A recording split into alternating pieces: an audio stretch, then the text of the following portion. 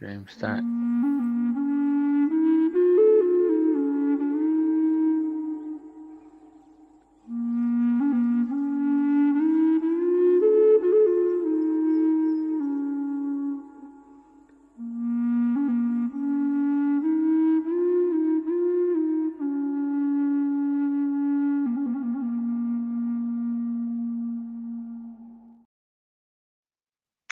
Well, it's a good evening from the Northern Territory, from a place called Port Essington. And we're still on the catamaran, and we hopefully we'll be in Darwin early next week. So without further ado, we're on Starlink. I can talk to you about Starlink at another time, but at this moment in time, the sun's still up, the sun's setting now. I've taken some fantastic photos while being up here in the Northern Territory. But in the meantime, I'll pass it over to Andrena. I'll mute myself because the boys will be coming into the catamaran's kitchen here to prepare meals and stuff. So I'll be listening in and putting the content up as Madeleine speaks. Anyway, back to you, Andrena, and thank you for coming. Thank you, Jeffrey. Morning, Madeleine, and welcome everybody to Dreaming the New Dream, wherever you are in the world. Today is my great pleasure, and I'm going to really enjoy your sharing today because you're an animal communicator. And like you say, you walk between worlds, and your passion is to raise awareness with the animal kingdom, which I love. Being on a farm, I've sort of grown to love the animals here anyway. But you've got lots to share. You've got different healing techniques that were given to you by the animals, soul code awakening and script rewriting. Oh gosh, there's so many things. So let's start at the very beginning. You were born in the UK? Yes, yeah, in Devon by the sea. So I think that's I've got the sea genes. Yeah. So would you like to share how it all started? To, because I love when people say they communicate with the animals. I have a go here, but at the moment it's still a one-way conversation. So I think it would be wonderful to be able to communicate with the animals. So, could you just share how it all started and then any tips along the way? Yeah, well, we can all do this. It's just that we've kind of forgotten that we can. And the animals are here to remind us and reawaken those kind of intuitive muscles within us. And that's what's so incredible about the animals. They just know so much. And I think there's been a huge arrogance with humans feeling that we are the superior species, when actually we're really, really not.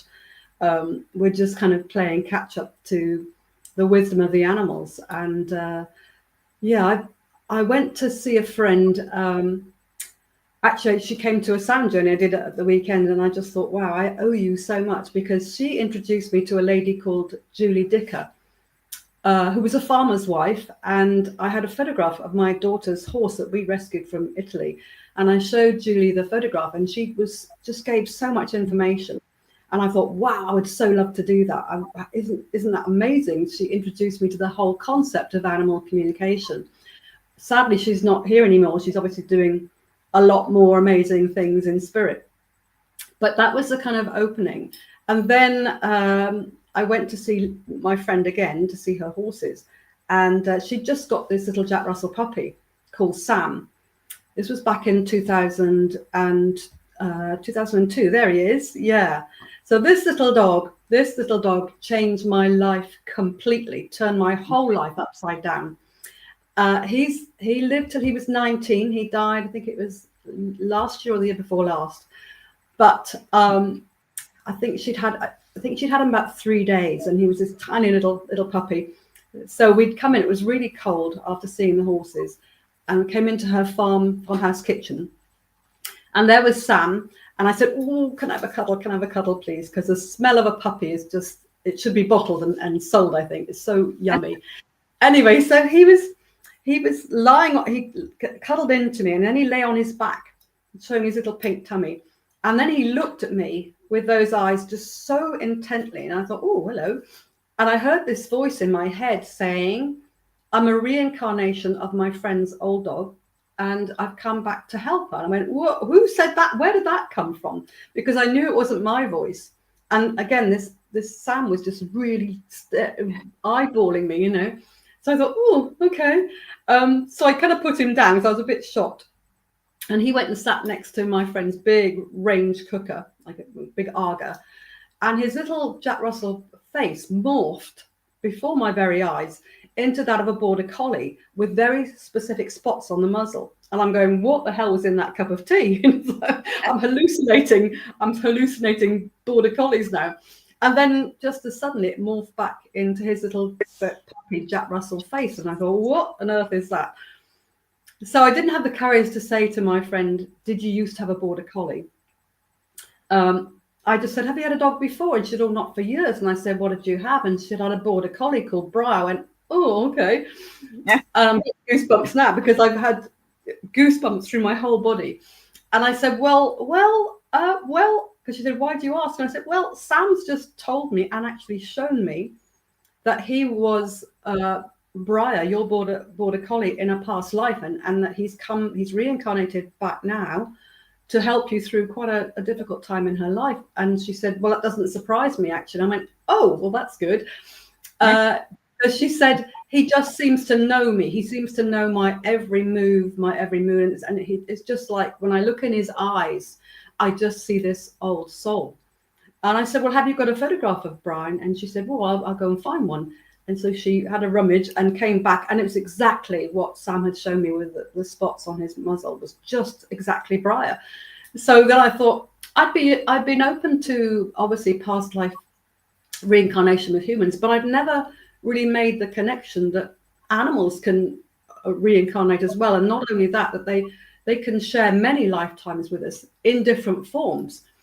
Not always as an animal, and that we can have many lifetimes as animals as well. It was kind of what the animals have shown me is that we are all soul beings, and we choose which physical vehicle we're going to inhabit, if you like, in each incarnation for our highest soul's evolution.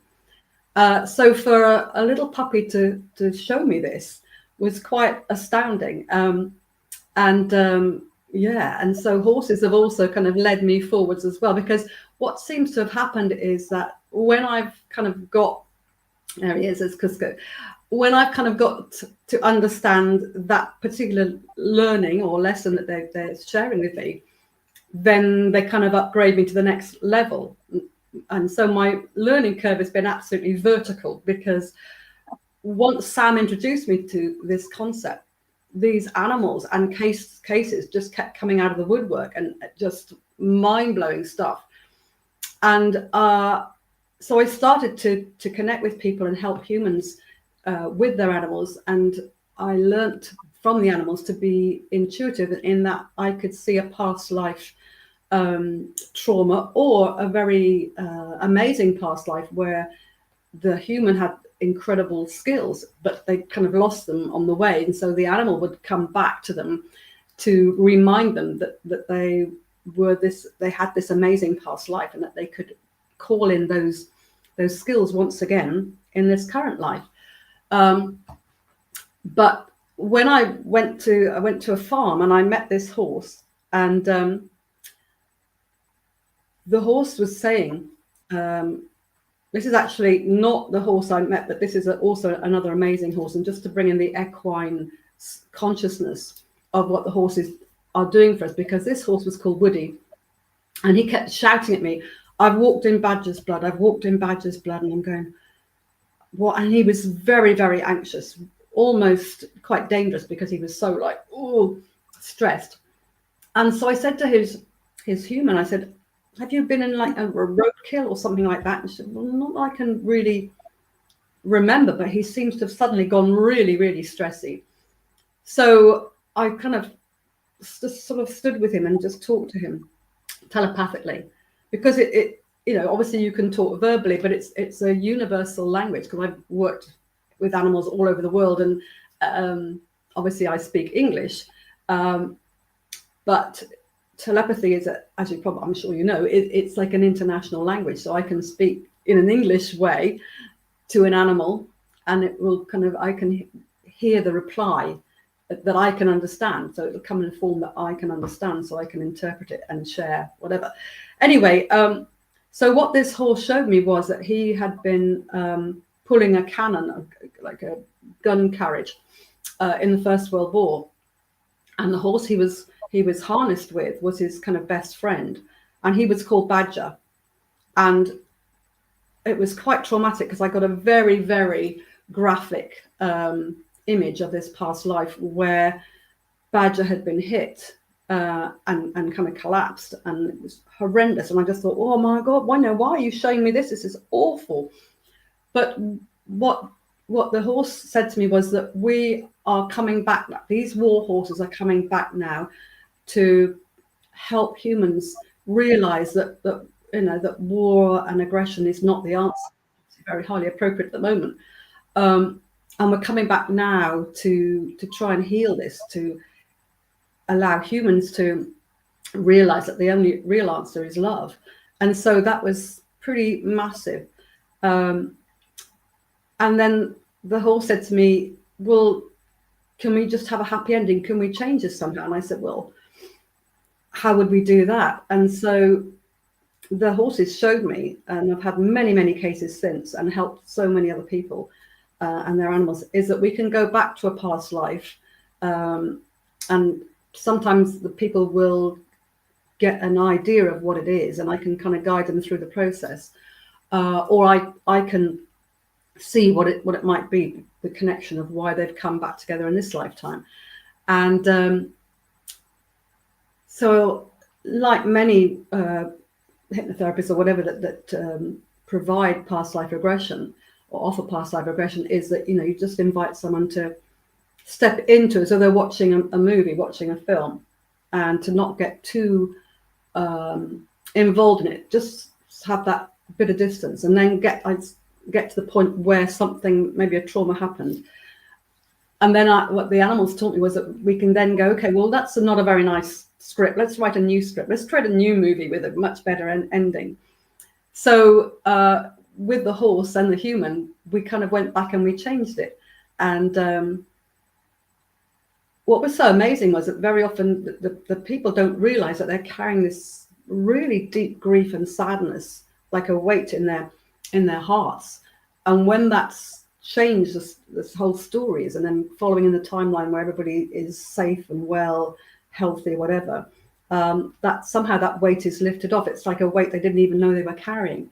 And I said to the horses, well, how does this work? How can you change the past? How can that work? And what they said was that what happens is you create a whole new dimension where the trauma never happened, and then that recalibrates and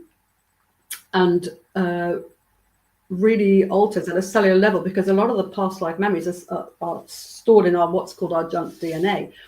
And so you can really rewrite your whole DNA memories, cellular memories, by uninstalling the old trauma and installing, reprogramming the new memory. And what's important is that I advise people to keep visualizing the new memory, because the more you do that, the more your cells go, oh yeah, this is what happened. And it just changes everything. So emotionally and physically, both human and animal are changed. Sometimes instantly, sometimes it can take a little while for the effects to kind of filter through. But it's had the most amazing results, absolutely amazing. And that's all down to horses, teaching me this. But, the horses have carried us humans into battle through millennia. And it's like they're coming back now to change that, to try and re-educate us. I think there's a lot of world leaders that need re-educating at the moment, but totally, just mind-blowing what these animals are doing, what they know about us. Absolutely phenomenal. There's so many stories, so many cases I could share with you that are just, I'm constantly blown away by what they know, how they really want to help us, Yeah, fabulous. Wow. So was that your sort of like awareness with opening up more, communicating with the animals? Was that the start of you? Yeah, absolutely. I mean, I've always been animal mad, animal crazy. We had loads of, I would be rescuing little animals. And my first job I got, part-time job, was working at a veterinary surgery, just doing animal nursing, but also just any odd job, cleaning cages, whatever. anything to kind of be working with the animals, because I wasn't quite brainy enough to be a veterinarian. So I thought, well, the next best thing would be an animal nurse. And yeah, so we're always bringing home animals that got dumped at the surgery that nobody came to collect. And I had, you know, pet mice and guinea pigs and rabbits and horse crazy too, always obsessed with horses. So yeah, so I think that was always instilled within me. And meeting Sam was the kind of huge pivotal moment in my life, because I kind of created my own job description, because I'm a qualified teacher, and I was working doing in adult learning and leisure, doing art therapy, music therapy, stress management, that kind of thing. So yeah, so it just, because once I kind of opened those channels of that whole concept of animals reincarnating with us, and that we're all soul family. You know, some people say to me, "Oh, my dog's my soulmate." Well, actually, they really are your soulmate. Yeah. They really, really are. And that every animal has a voice. And I've had the most amazing messages from a housefly. Just think that, you know, and so I kind of look at everything in a completely different way now. I was sitting out in the garden, this fly landed on my arm, and I wasn't going to squash it, but it was a bit tickly, so I was just going to kind of brush it away. And again, it kind of maneuvered itself round, and with all its eyes, it kind of looked at me. I went, oh, okay, that's a bit weird. And it just said to me, "You have so much love for everyone else and everything else, but what about yourself? Why don't you love yourself?" And I thought, that's probably true. So once it kind of stomped round and said, "Right, you heard that, you got the message," and then it just flew off, and I thought, wow, that was pretty amazing. You know, but from a housefly to a humpback, they've all got a voice, and they've all got something to share, you know. And it's just like, whoa. I was out in Mexico to go and swim with whale sharks. There's a picture coming soon of a whale shark, and I was in this little kind of thatched rondavel, and I had a packet of kind of crackers that just to kind of nibble, and I opened them up, and out jumped this enormous cockroach, and of course I went like this. Yeah, and it had these. Oh, there we are. Yeah, there's a whale shark. Yeah, so amazing beings. But anyway, yeah, so the cockroach. I just kind of said, well, I know I'm in your space, but I'm a little bit nervous about being with you. How would it be if I put some of the biscuit crumbs out on the kind of decking? Would you be okay if I share my crumbs with you, my crackers with you? Would that be okay? And it kind of did. And I kind of opened it, and it went outside. But then it was sitting there, and its antennae were like really droopy. It was like it didn't look very well somehow. So I was sending it lots of healing, and its little antennae kind of perked up a bit. And I mean, we just had this relationship that, you know, that it would stay in its space, and it allowed me to be in my space, which was kind of on loan from the cockroach.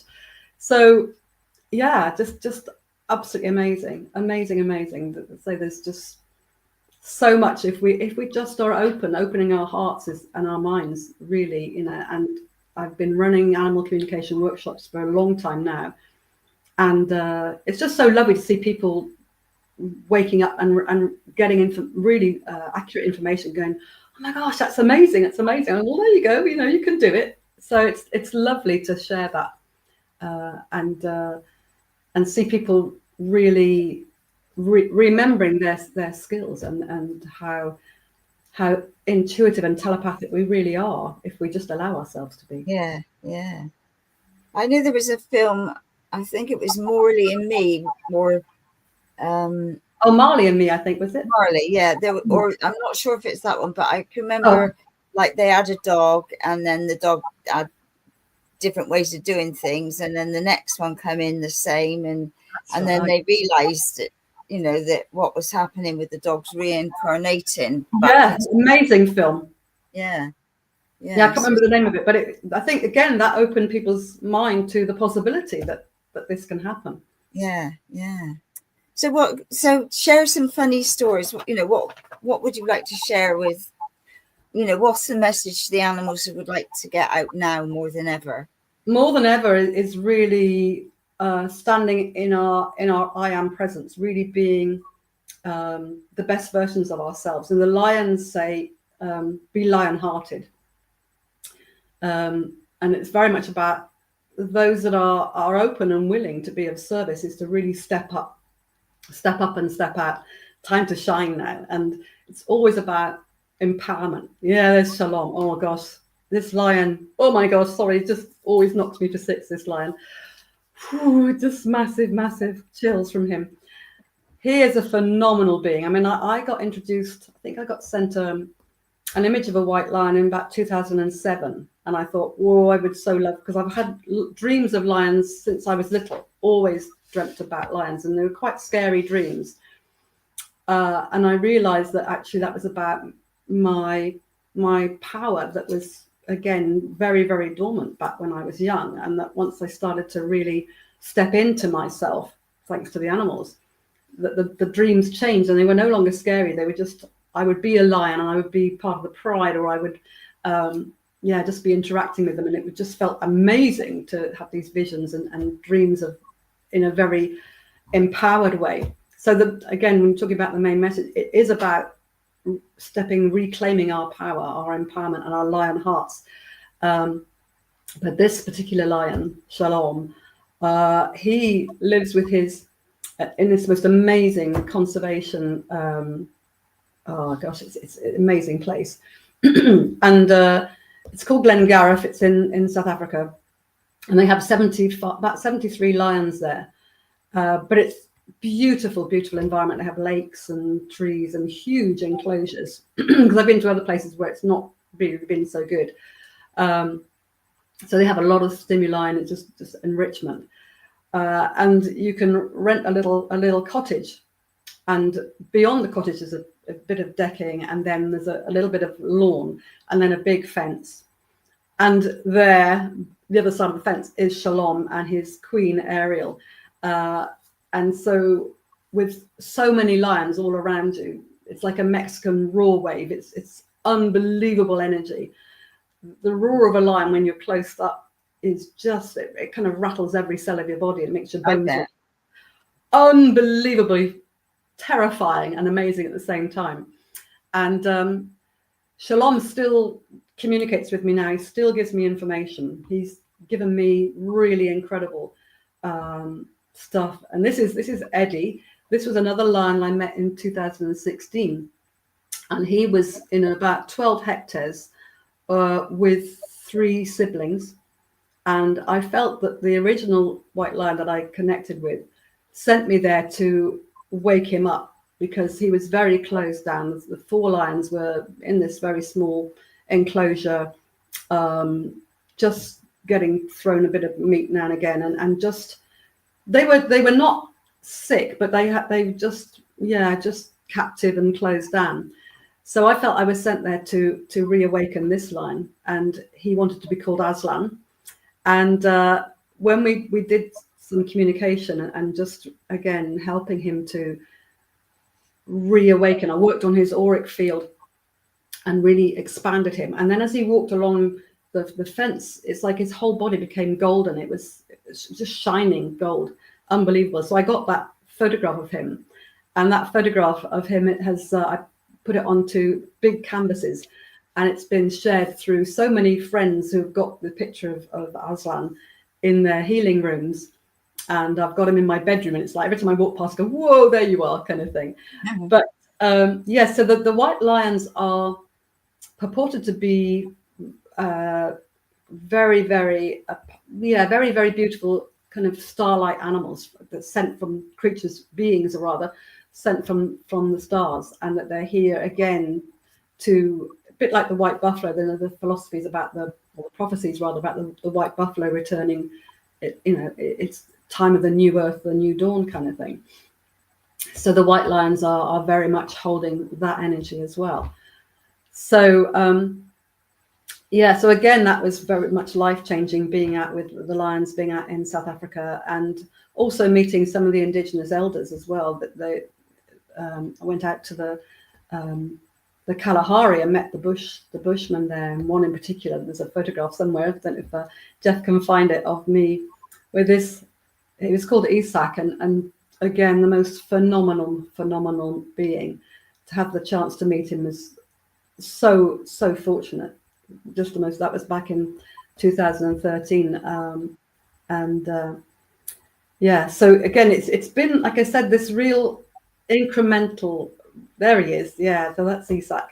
So you can see I'm 5 foot, about 5'4", 5'5". So yeah, spending time with him was absolutely incredible. And he used to call me my lioness, and I kind of understand that more now. So just living out in the Kalahari with him, and it was, yeah, and the rest of his kind of tribe, they are just some of the, I think, rather like the indigenous of Australia. You know, they supposedly like almost the first humans, but you know, just their awareness of the land and their knowledge of the land, of tracking and everything else, just so connected to the earth. But I was told, I went swimming with sperm whales. Sorry, I'm kind of jumping around a bit, Jeff, but I went swimming with sperm whales off Dominica, and they don't sing like the humpbacks. They have this click stream. They click. And being in the water with them again was incredible, because they would come up from underneath you, incredibly deep water where they would hunt giant squid. They would kind of come up, and then they'd send this click stream up, and it would, again, like the lion roars, just vibrate through your whole body. There you go. Yeah. And just like the lion roar, like I said, it would just vibrate through your whole, every cell of your body. But what they said to me was that you have to go and visit the Bushmen of the Kalahari, because they have this click in their ancient language as well. Mm-hmm. And it's the same frequency. Oh, I'm going goosebump again. The same frequency as our ancient whale language. I meant, wow, that's amazing. So then I got the chance to actually go to the Kalahari and meet the Bushmen. And we had a hydrophone on the boat, and we recorded the click streams of the whales, which was again mind-blowing. And then when I met Isak and met the San Bushmen, I recorded them speaking, or certainly Isaac speaking, in his ancient language.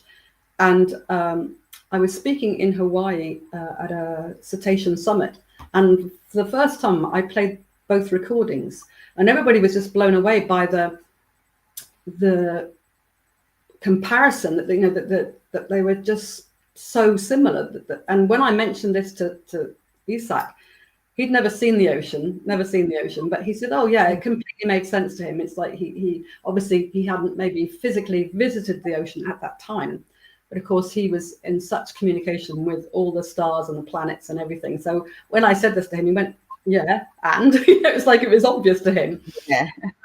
But yeah, the similarity when I played it over the PA, the recording of the sperm whales and recording of Isak speaking, was absolutely phenomenal, just incredible. So yeah, so again, it's just this vertical learning curve, which is still growing. I'm still shooting upwards, and the more I learn, the more blown away I am nearly every day. And I've come to the point that I'm not really surprised or shocked by anything anymore, because it's just part of the journey, really. And there's so much, again, that I can feel I'm right on the cusp of something even more important coming up, to connect with DNA and RNA and all that kind of thing. So yeah, I just feel so blessed that these animals have taken me on such a journey. When I was giving a demonstration to veterinary students, again, quite a long time ago, I was lucky enough to connect with a lovely lady vet down in Devon. And she used to do some lecturing to the vet students. And she wanted to introduce the students to open their minds to the concept of animal communication, so that, you know, I was married to a very, very scientific veterinary surgeon for quite a while. And anything like this, remotely complementary or alternative, he would just poo-poo. And so that's why, obviously, we're not together anymore. But anyway, I was working with her one of her horses called Pebbles. I don't have a photograph of Pebbles, unfortunately. And I started to get that Pebbles was showing me a past life where she was like this Mandarin man with a long moustache and this sort of special kind of little hat. And that this lady vet, my friend, was one of his students in this past life. And I'm going, oh my gosh, how am I going to say this to these vet students? They're going to think I'm completely nuts. So I thought, well, and the horse kept saying, tell them. I'm going, oh no, they're going to think I'm crazy. So so I did. And so that was, I'd kind of seen horses in other lifetimes as perhaps mules or donkeys or other horses before, but not as humans before. So this horse introduced me to the whole concept that we are all soul beings, and we choose, say, which physical body best suits our soul's evolutionary needs in each incarnation. So I tried to kind of find a way of saying this tactfully and as non-crazily as possible to these vet students. And I think some of them were like, okay, we've got a right nutcase here. And some of them are going, oh, okay, that's interesting. So sometimes when people are very closed to that idea, you know, you can kind of drip feed, and it might be not then, but in years to come, they might have an animal that suddenly kind of reminds them of perhaps something they heard, you know, years ago. I was asked to go and speak at a conference in New Zealand, and it was a it's quite a heavy subject. It was the whole subject matter of the whole 3-day conference was the link between animal abuse and human abuse, and that was quite a heavy subject or theme of the conference. So there were keynote speakers from all over the world, and then I got invited. They flew me out all the way out from the UK and stayed in this really amazing hotel, and I was the one to kind of bring in this pretty out there concept in my kind of talk I gave. And I thought, oh no, how's this going to be received? And I was lying in bed the night before, still kind of shocked that I was actually in New Zealand, and I wasn't quite sure how I was going to pitch my talk. So I was lying there going, oh gosh, I hope I'm going to do this okay. I hope I can honor the animals enough. And to my amazement, my cat, who had been killed in a road traffic accident, appeared, and I could just see an image of the cat, and what was incredible was I could see the imprints as he walked up the bed towards me. I could see the kind of you know, the, like the dips in the bedding as he came up towards me, and he just gave me the whole lecture to pitch it the right way that could be received by people, that wouldn't be seen as too flaky. And I thought, wow, that's amazing. So I got my kind of notepad, I was scribbling it all down, and which case studies to share that would bring home that message of how animals are so healing and how they can really help, especially children with emotional issues. And yeah, just amazing. So this cat gave me the whole lecture. And when I was on the kind of podium, the reason I got asked to be a speaker here was that the organizer's wife was very psychic, very much into alternative and complementary modalities, and she wanted someone to really bring a different kind of aspect to this. And so she said, I didn't say anything about the cat giving me all the information or anything, and she said that afterwards that I could see this cat on the podium, on the stage next to you, lovely cat. And I went, oh, and she said, and I can see your mum behind you. And I went, oh my God. So that really got me, because I feel my mother's support so much. So yeah, and then the cat in the photo, that cat also told me about how we all have this meeting, big kind of soul meeting, soul family meeting before we incarnate. There's a lovely guy who wrote a book, can't think of the name of it now, but called Robert Schwartz. And he was saying that he worked with a couple of American ladies who are also very intuitive, and they would go into past life issues that were impacting again on, this is always with people, with humans, but why they were being affected by certain physical and emotional challenges, a lot of physical challenges, why perhaps they had incarnated with a disability or something. And going back to this pre-birth soul meeting, that when we create our soul contracts, where we agree to take on certain challenges, and you might think, I must have been crazy to agree to this. This book was, again, very interesting, but this little cat just showed me that we could go back to that pre-birth meeting where it's like we sit around this big boardroom and we have all our contracts in front of us, and then we agree who's going to be what, what physical body are you going to take on, who's going to do what to whom. It might be that in some way there's an agreement that perhaps one of the soul family member might be really unkind, even, attack you or murder you at some stage in the next incarnation. But what this cat said, that everything that is decided there, however potentially traumatic it might be, is always comes from a place of unconditional love, because it can be other sides of the coin where perhaps the animal said they don't believe in punishment or bad karma. It's just another stepping stone. It's just another side of the coin. So you may well have had a past life where you maybe haven't been such a nice person or whatever. So it's not like, oh, we're going to get you this time. It's just about different soul experiences, which I thought was really interesting. So what this cat said, that we can go back there and revisit the meeting and rewrite our contracts, in that we can choose from now on what we really want in our life. So we don't have to perpetuate what was pre-agreed. We can change it. And again, the cases that I've done this have been really fascinating. And what the cat showed me was that when you're there, and sometimes they're like scrolls or they're like folders or files, that we can actually create a kind of a whole new blank page and almost start again to write our contract again of how we're going to interact and what we're choosing to then invite into our lifetime. So we don't have to continually be suffering or struggling. We can actually change our whole reality. There's the saying, isn't it? We can, if you change your thoughts, you change your reality. What we think is what we create. So I thought that that's the kind of connection to that. So the cat said, right, so when you've got your blank page, you can find a pot of magic ink. I'm going, okay. And then you've got this beautiful feather quill, and you can dip your pen into the ink, and you can write, I now choose. So you can write, I now choose to feel safe. I now choose perfect health. I now choose joy. I now choose love. And what is strange is, and then when you've written, and you can always go back and write some more, but you can, once you've written for that in that moment what you're choosing, always in the present tense, you can then kind of fold over or roll up your scroll or fold over your file.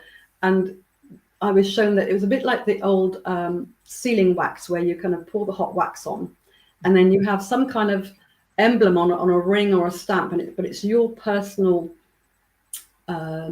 it's your personal kind of heart code, and you push it into the molten wax, and it's like signed, sealed, boom, done. It's the new contract. It's like it's sealing in all those new frequencies of the new choices. And what's amazing is that when I've done this with people, I did it with a lady in France who had quite a challenging German Shepherd, but the German Shepherd had come to really push her buttons and really stretch her. And when we went to the soul meeting, the pre-birth meeting, she had quite a few challenges with her family, her physical family, her parents and everything, where they were really, over the years, really disempowered her and made her really doubt herself. She had a lot of self-worth issues due to, maybe consciously or unconsciously, conditioning from her parents, and then obviously maybe at school with her peers or teachers or whatever, but she was really lacking in confidence. And so what was amazing was when she first visualized the boardroom meeting, there were folders and contracts kind of scattered everywhere. It was a complete mess, and she realized that this energetic being, was this German Shepherd that had incarnated as a dog in this lifetime, was this kind of light body there. And so it's kind of helped her write the new choices of what she wanted in her life from then on.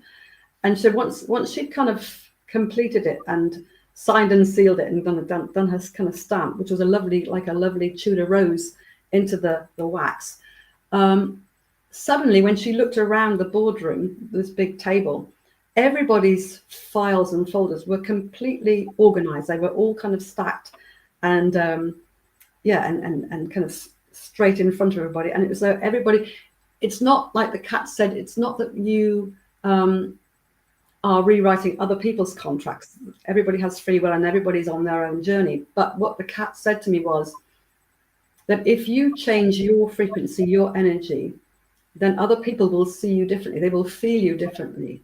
And as I said, when you create a new reality, then you will attract the right kind of vibrational people that are compatible with your new vibration, if you like. So the ones that maybe have been really challenging, either they'll treat you differently or they'll recede into a kind of more of a background, and you will meet and interact with the people that do vibrate with you. They have the right kind of energy that is compatible, that you can really help each other and just resonate with each other. So although you're not directly changing other people's choices and their pre-birth contracts, what is resonating and vibrating from your new contract with your new choices does affect them, but in a way that is up to them how they want to receive that or how they want to kind of proceed. So it has been really quite life-changing for clients that have done this with their animals, with the help of their animals, and also to reinforce the fact that we are all soul family, and even the beings that have really, maybe not been very nice to us at all in our current lives, you can go back and maybe understand why it was pre-agreed of why you might have chosen to kind of endure that. Many animals have, even in the current incarnation, they can have, maybe a rescue dog or something can have really, really horrible starts in lives, but eventually they'll go through all that in order to find their way back to you. So the commitment of the soul connections of animals is just phenomenal. They are willing to go through all kinds of abuse. I say, especially the rescue animals, horrible situations, but they somehow find their way back to you, but they bring so much healing to you as well as you kind of healing them. So that again blows my mind that they are willing on a soul level to sacrifice really, really challenging times and yet find their way back to you. I've got a lurcher now who's called Duvet because I had a dog called Pillow, and I feel that Pillow sent Duvet to me. She was born in Ireland, and she lived with kind of travelers in Ireland, and there's a company or a rescue company called Many Tears, and they took this litter of puppies. There were 4 of them. Mine is who's the bitch, and then 3 dogs, and they were skeletal. Brought them over from Ireland, and then they were in foster homes. And I had a lovely border terrier who lived till she was about 14 and a half, and then she just told me it was time that I let her go. So it was that we were all pretty, even knowing all this stuff, knowing that that there's no ending, there's only new beginnings, I still am devastated. I'm still a mess when my animals have to go, because it's that emotional connection. You just love them so much, and it's that physical touch that you miss so much, that you crave. You want to have that hug. And even knowing that they're always with us and they're there to guide us, and they can sometimes do so much more for us from spirit, it's still it's still that physical human kind of 3D craving that we have. But anyway, so this puppy that had this awful start in Ireland came, and I was going to go. I was looking because my old terrier had died, like I said, and my other dog was really pining, and we were both in grief, and my dog was picking up my grief as well as her own grief. So I thought, well, let's just look at a rescue site. And I saw this, I think she was about 4 months old, this lurcher puppy. And I thought, oh, she's beautiful. She's so gorgeous. So I rang up, and the lady said to me, I'm really sorry. She's just literally, I put the phone down, she's just been reserved. And the people are coming to see her next week. And I said, well, if for any reason they don't take her, can you please ring me? So I hear this kind of story so often. And she said, oh, yeah, I'm really sorry. But literally, they've got first refusal kind of thing. So I was looking at another dog in Wales, another puppy. And I was going to, the morning I was going to go and see her, I got a phone call from this lady. And she said, the people have come to see the lurcher pup, and they've turned her down. They think she's going to be too timid. And I thought, so I said, oh, okay. So she said, if we'll do the home check, and if that goes okay, she's yours if you want her. And oh my goodness. So I contacted the person in Wales and said, I'm really sorry. But I feel that this puppy, it's kind of divine intervention. And so I went to see her, and that was it really. But again, she'd come. She was so skinny, and I think what a journey to come. And then eventually, I feel that she was obviously always meant to come to me, and that's why the other people didn't take her, because temerity is not a quality I would associate with this dog at all. She's not.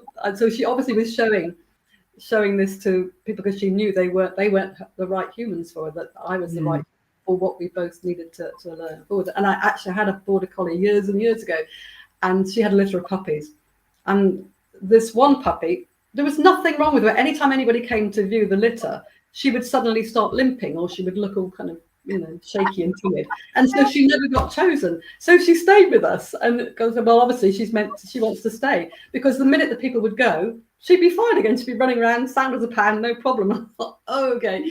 And so many people have said to me, I went to view this horse and had this horse vet checked, and the vet told me, don't touch it with a barge pole. There's this wrong with it, there's that wrong with it. But she said, I just knew we had to be together. So, bought this horse. All those problems that the vet flagged up were problems, but on a soul level, they just knew they had to be together. And this is what animals do. It's mind-blowing.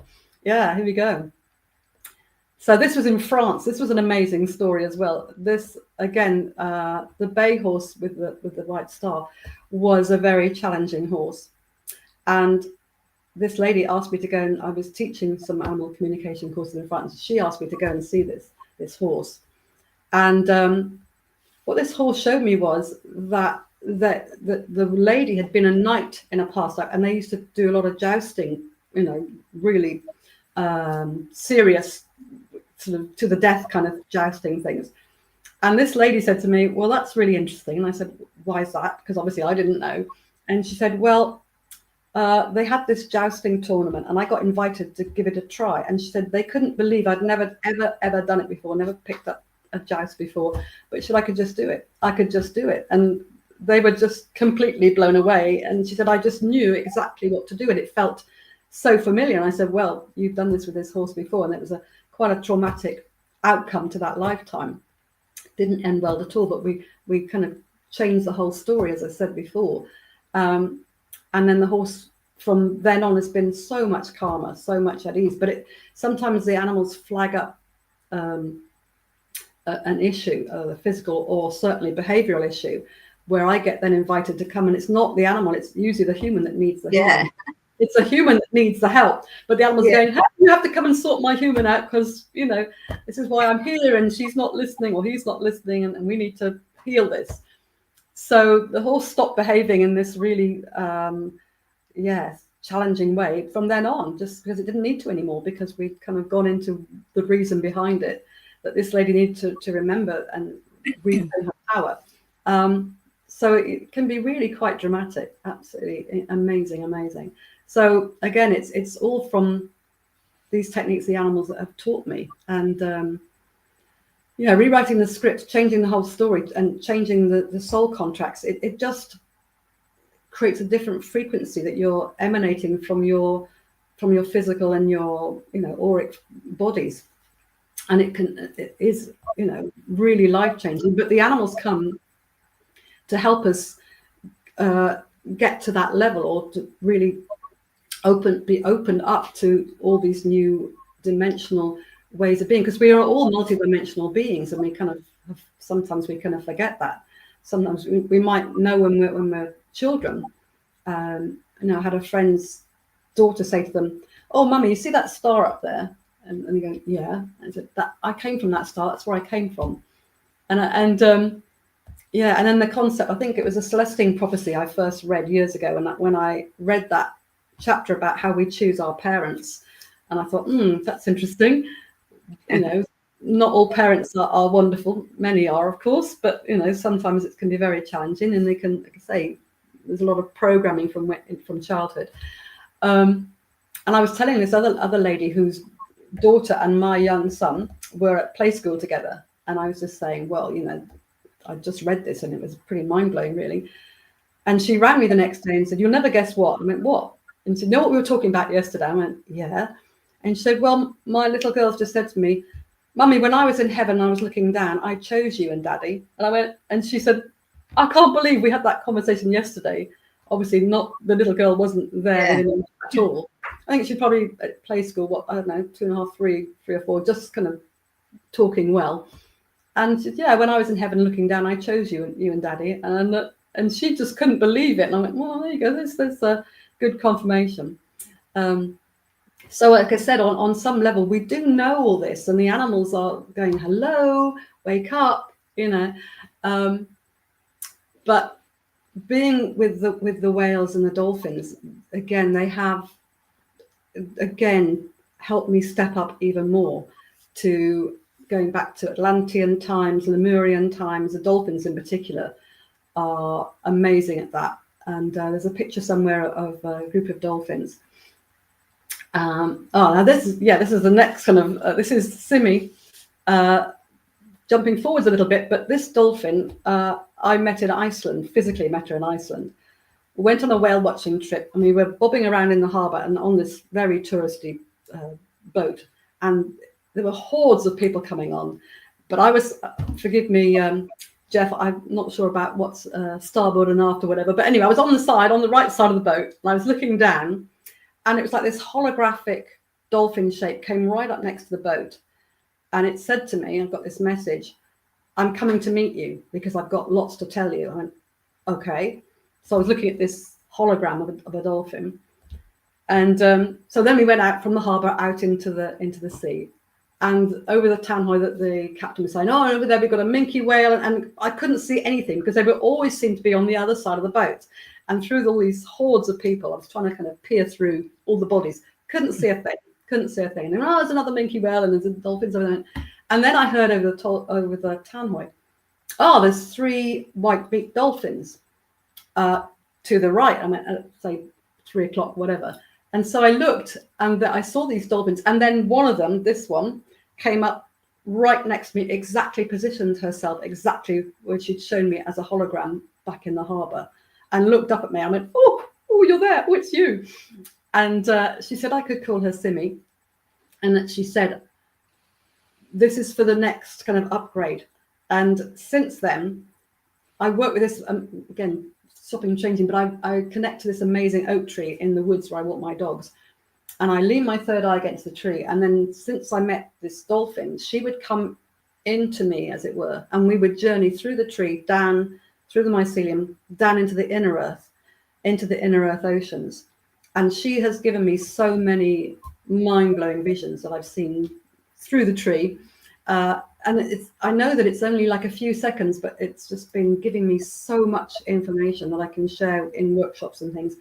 But again, meeting this dolphin, I've never connected with a white-beaked dolphin before, but she, again, it's this next kind of layer. Now, these are the spinner dolphins. This is off the Red Sea. And these dolphins, again, we were on a liveaboard, and this reef is called Satire Reef. Most amazing pod of dolphins that are resident there.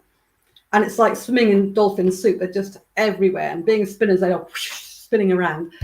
And on the last encounter, because we said, right, we've got to leave now. And we go, no, we don't want to leave. And there was like this wall of dolphins coming towards me. And I was like, whoa, this is amazing. And they took me back to a lifetime in Atlantis. And they showed me how many of us still have cellular memories again in our DNA of the trauma of the fall of Atlantis, and also parasitic energies and old kind of contracts and nasties, implants and things again in our sort of cell memory, in our auric kind of memory. And so they said, we're going to show you how you can help people clear that. I said, okay. So they gave me the technique of helping people go back into the crystal temples of Atlantis, and to use, as they showed me, this kind of crystal obelisk that you can program into different kind of modalities. Sometimes it can be like a laser. So if I get a sense of holographically, there's some kind of darkness, some kind of shadow in them somehow, which may be impacting as a physical challenge in this lifetime. It might be an implant from back in that time. So the dolphins showed me how they can help release that. So sometimes this obelisk can be like a laser, can zap any kind of negative energy. It can actually really zap it. And then it can then send out golden energy to fill the whole body. So it's like it does a kind of a scan of the human and shows this hologram again of where there are imbalances. And then you work on the hologram and see the hologram change and be full of golden energy and completely clear. And then it's like you then step into that as though you reabsorb that into your energy field. And then when you come back into the here and now, into the physical, then that's what you are again choosing to be, the frequencies of health, of to really thrive in your life. So it's like taking you right back, clearing anything that no longer serves you, that really shouldn't be in your energy field anymore.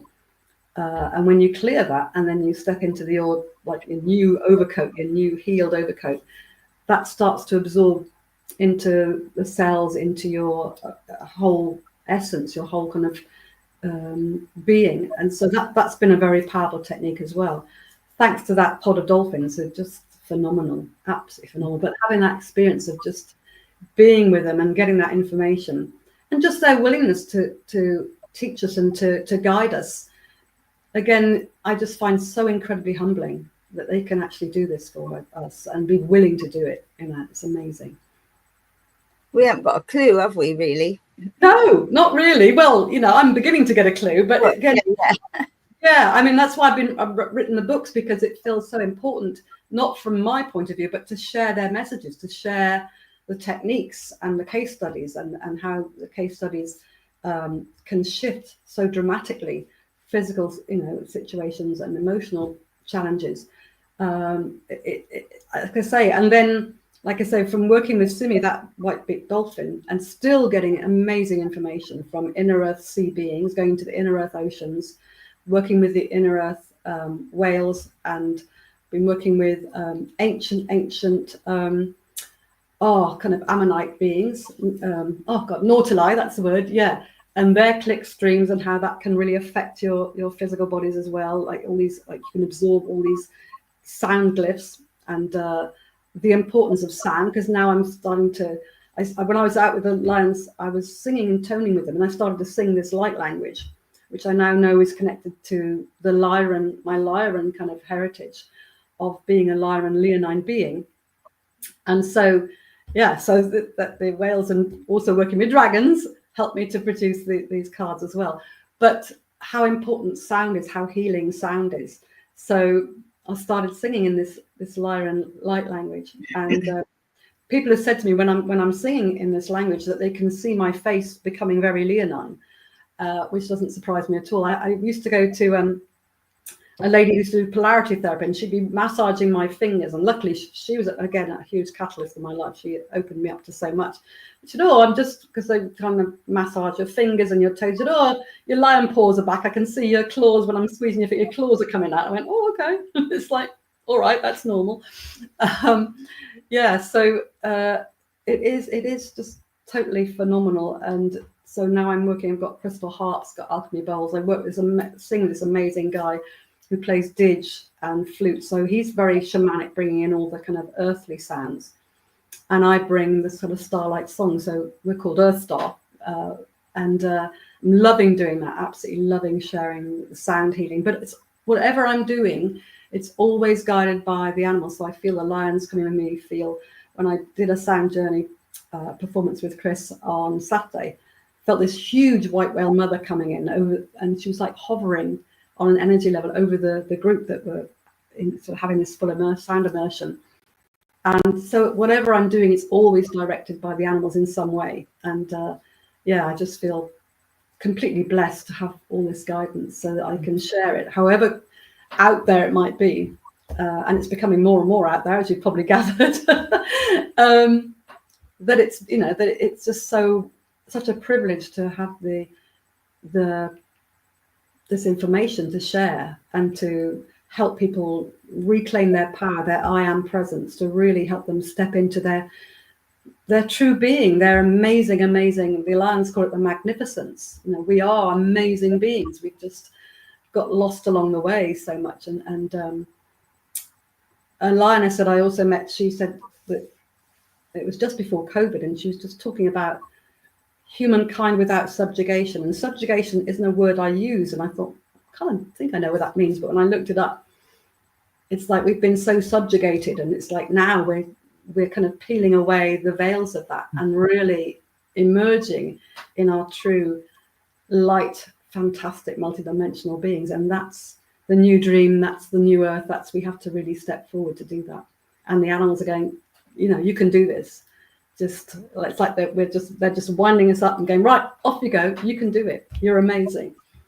So I feel very, very humble and very blessed to be able to share. Do you want to share about Leolani? Leolani is the name the lions gave me. It's grandmother lion, and so that's why I'm kind of, I've never been one to have these kind of avatar-y kind of names at all, but they're quite insistent that I use this name now, because I think the Aboriginals or the Native Americans, the indigenous people, they as they progress through their life, they're given new names as they step into a new phase of their life, and they are given a new kind of sort of a new identity. And I feel that's why Leolani, for me to use it now, feels important in this stage. I mean, I'm in my crone years now, and I'm loving it.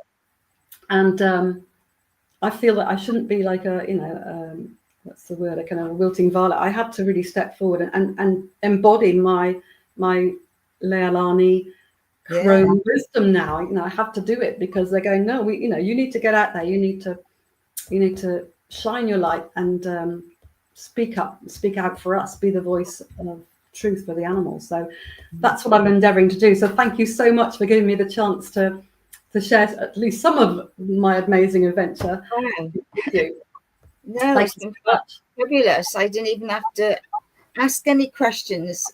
You're so full of beautiful stories and sharing. So it's definitely food for thought, you know, like working more so with the animals, eh? And just opening your heart and just allowing them to help you. You know, I think we've had a little chat before where you said you've got the sheep outside, and they're obviously right there to go, come on, Andrena, you know, you can do this. I know, it's not on the so you know, they're obviously very keen to take you to, you know, this next level, which you know already. You know, we know this, we've just kind of no. Well, it's been an absolute delight. I've really enjoyed your sharing, and thank you very much.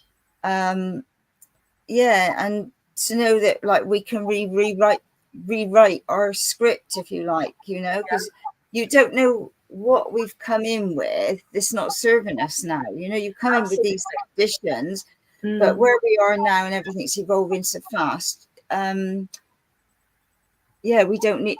It's a different. I've lost my train of thought a minute there. So with the animals, they're helping us to awaken more of our inner being. And, you know, which is phenomenal, really, because I know there's so many people who've got beautiful connections with animals. And then, you know, and I think the only other thing that, for me, is like when you have to take an animal to be put down, you know, that's horrendous for anybody, you know, saying goodbye. And I think, well, why can't they just go in their sleep? Why have we got to take them to the vet and they got to pay out all this money and blah, blah, blah? When, you know, why don't they just go in their sleep? End of story.